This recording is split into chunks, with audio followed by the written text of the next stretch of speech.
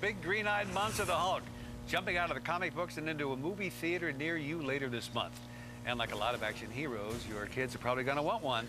Fox 5's Cheryl Washington met the man behind a lot of those action figures. He's from around here, Brooklyn. Yeah, Cheryl. Red Hook, to be precise. Thank you very much, John.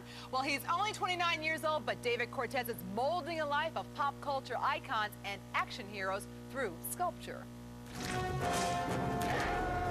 He's the computer-generated giant, beefy, bulky, and big enough to fill up an entire movie screen.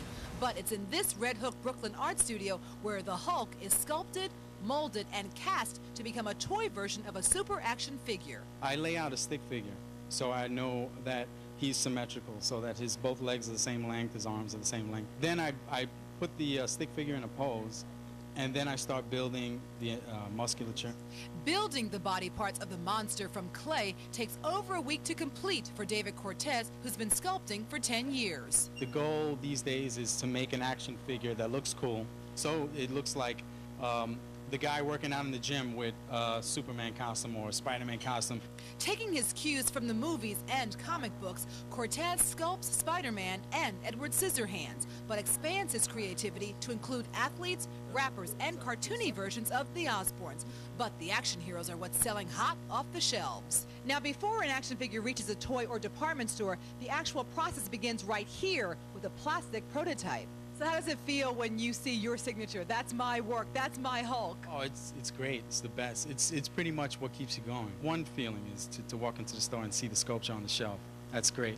And then to see a kid buying it and getting so much enjoyment out of that, it's the best feeling.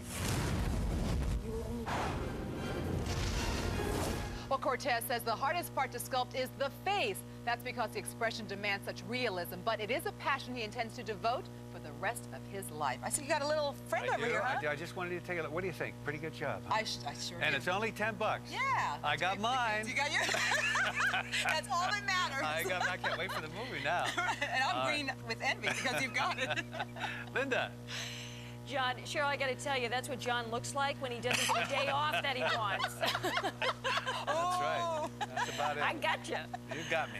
All right, a California woman cleaned out her purse, and she cleaned up to the tune of $7 million. Her name is Joanne Coley. She found some